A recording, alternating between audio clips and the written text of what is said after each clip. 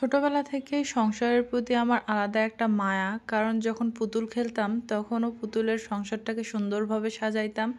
প্রত্যেকটা জিনিস সুন্দর সাজিয়ে গুছিয়ে রাখতাম। একেকটা করে সুন্দর জিনিস যখন যেটা পাইতাম সেটা দিয়ে পুতুলের সেই সংসারটাকে সাজানোর চেষ্টা করতাম।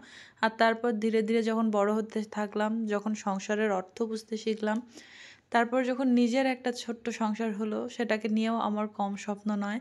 তো সংসারের একেকটা জিনিস কিনতে পারলে প্রত্যেকটা মেয়ে মানুষ যতটা পরিমাণ খুশি হয় সেটা আসলে বলে বোঝানোর মতো না। যে মেয়েরা সংসারকে ভালোবাসে তারা সংসারের ছোট, ছোট জিনিসগুলো কিনতেও অনেক বেশি পছন্দ করে আর অনেক বেশি খুশি হয়। তো আমার এই ছোট্ট সংসারটা নিয়ে আমার অনেক স্বপ্ন। ছোট্ট সংসারে অনেক জিনিস থাকবে। আমার স্বপ্নের মতো করে এই ছোট্ট সংসারটাকে সাজাবো। স্বপ্নের তো আর শেষ নেই। মানুষ জীবনে অনেক স্বপ্নই দেখে। তো আমার সংসারটার জন্য টুকটাক কিছু জিনিস আজকে কিনলাম। এর আগে আমার যে চালের ডোলগুলা ছিল সেগুলো ভেঙে গেছে। আর যার জন্য নতুন করে কিনে আনতে হলো। একটা ছোট একটা বড় ২ টাই নেওয়া হইছে। আর তার সঙ্গে একটা সাব বাক্স নেওয়া হইছে। এইটা আমার অনেকদিন যাবৎ প্রয়োজন ছিল বাট নেওয়া হয় নাই নেব, নেব করে। আর অবশেষে কিনে ফেললাম। কারণ টুকিটাকি যে জিনিসগুলা রাখার প্রয়োজন যেমন লেপ, কাঁথা, কম্বল এই জিনিসগুলো রাখার জন্য কিন্তু এই ছাপ বাক্সটার খুব বেশি প্রয়োজন। যেটা আমার এতদিন যাবৎ ছিল না। তারপরে অনেক কষ্ট করে আমি রাখতাম। তো অবশেষে সেই ছাপ বাক্সটা কিনে ফেললাম। আর সৌরভ বলতেছিল যে, "তুমি এটাতে ওঠো দেখি এটা কতটা মজবুত।" বলার পর আমি যখন উঠছি বলতেছে, "বসো তোমাকে এটার মধ্যে ঢেকে রেখে দেই।" তারপর আমি দুষ্টুমি করে বসতেছিলাম, ও লাগাইতেছিল আর এদিকে বাচ্চারা দেখতেছিল। অবশেষে আমি সাব বাক্সটাকে সুন্দর জায়গা মতো সেট করে নিলাম। যেখানে রাখার দরকার ছিল সেখানেই রাখছি। এক কথায় আমি যেভাবে সাজাইতে চাচ্ছিলাম সেভাবেই সাজিয়ে এক সাইডে রেখে দিয়েছি।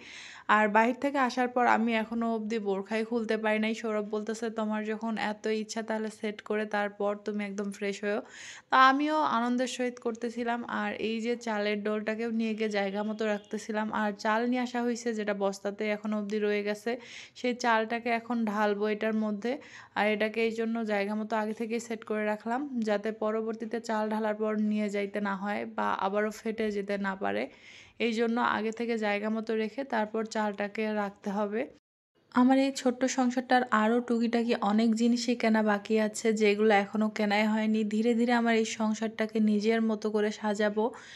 তার জন্য কিছুটা সময় প্রয়োজন। কারণ যেকোনো জিনিস তাড়াহুড়া করে হয় না। আর প্রত্যেকটা জিনিস সাজানো গোছানোর জন্য একটা সময়ের প্রয়োজন আছে। যাই হোক, এদিকে কিন্তু আমি সবজি রাখার একটা র‍্যাকও নিয়েছিলাম যেটা আমার খুব বেশি পছন্দের। আর এরকম ছোট, ছোট টুকিটাকি জিনিস রান্নাঘরে সাজিয়ে রাখলে কিন্তু দেখতে অনেক ভালো লাগে। আর আমার এই ছোট্ট সংসারটা সবকিছু জিনিসপত্রগুলো যখন আমি কিনি, তখন যে আমার এত বেশি খুশি লাগে সেটা আমি বুঝাইতে পারব না। তা হয়তোবা আমার হাসি দেখে আপনারা বুঝতে পারতেছেন যে আমি কতটা খুশি। তো এদিকে চালও কিন্তু অলরেডি এই যে ডোল বা ড্রাম যেটাই বলেন না কেন এটার মধ্যে রাখা হয়ে গেছে। আর আমাদের ভিডিওগুলো আপনাদের কাছে কেমন লাগে অবশ্যই কমেন্ট করে জানাবেন। সেই সঙ্গে আমাদের ভিডিওগুলোও যদি ভালো লেগে থাকে লাইক, কমেন্ট, শেয়ার করে আমাদের পাশেই থাকবেন। আর আজকের মতো বিদায় নিচ্ছি। দেখা হবে পরবর্তী কোনো নতুন ভিডিও নিয়ে। সেই সঙ্গে আপনারা ভালো থাকবেন, সুস্থ থাকবেন, আমাদের জন্য দোয়া করবেন। আল্লাহ হাফেজ।